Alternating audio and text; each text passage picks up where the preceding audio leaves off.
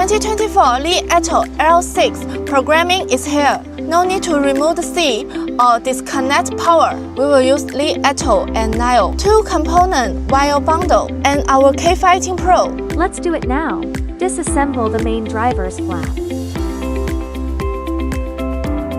Break the buckle.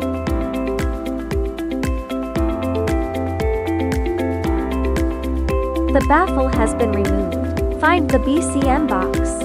Unplug the blue plug. Connect the Li Auto and Nio 2-component wire bundle. Now we will connect the plug back to the BCM box. Plug in OBD. Finally, connect with the OBD head of our K518 Pro.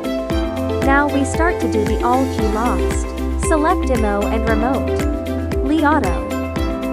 L6, 2024 to 2026. Smart Key. First we read key count.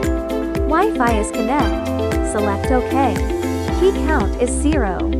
Click OK. Now we select Program Smart Key. OK.